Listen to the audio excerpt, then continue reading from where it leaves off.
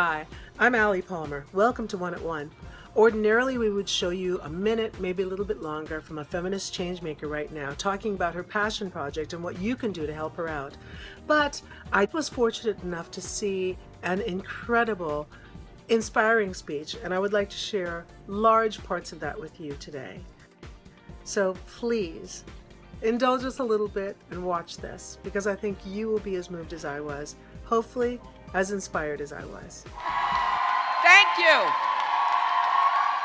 I want to start by thanking Gloria.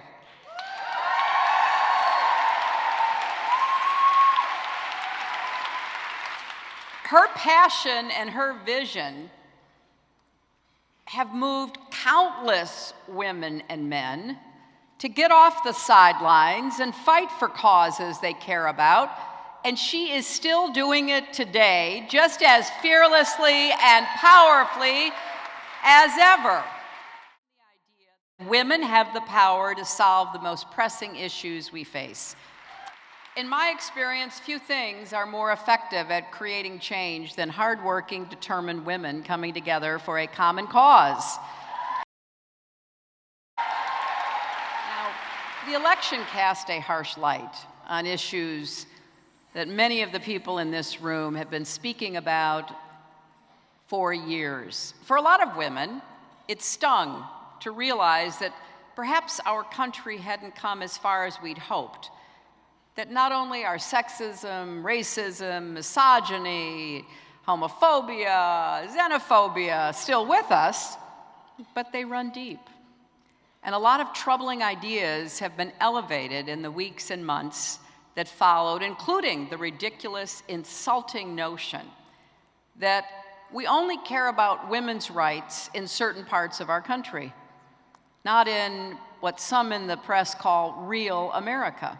People care about equal pay everywhere, child care and health care everywhere, reproductive health care everywhere. And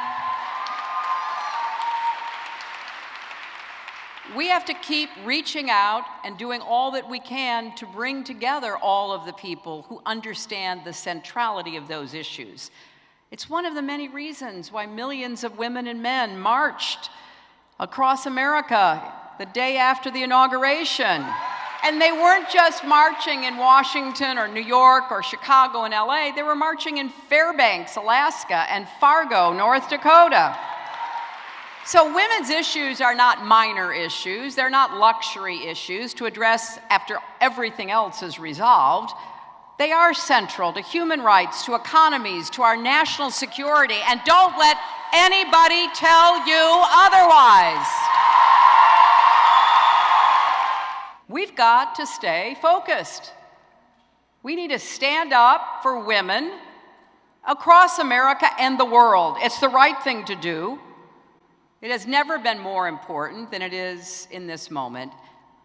Now, many of us let out a collective groan when we saw photos of groups of white men gathered around a conference table in Washington, making decisions about women's health.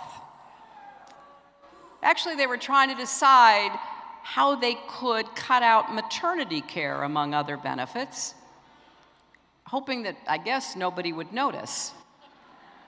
And one of my favorite responses was the photo of a group of dogs sitting around a table, and the caption said, "A meeting on feline health care." But this is really serious, because over the last 100 days, this Congress and administration have been working really hard to turn back health care.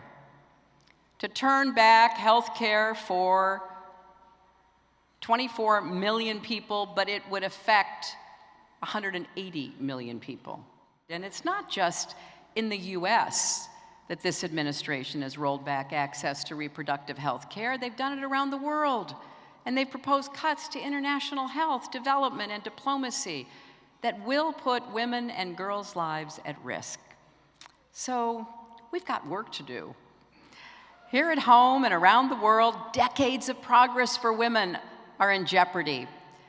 But as the theme of tonight's event says very clearly, we won't go back.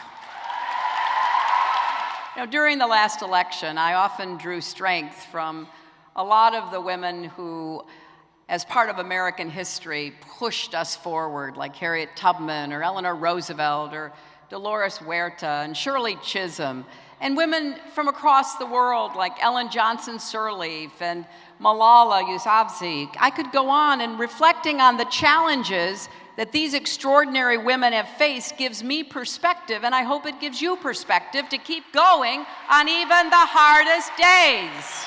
There are moments when just reading the news or scrolling through Twitter can be so depressing. But I just want all of those Twitter trolls out there to know that maybe if you had left us alone, we might have gone out longer in the woods for our walks. But every time you hit those 140 characters demeaning and denying women's voices and rights, we're coming back at you.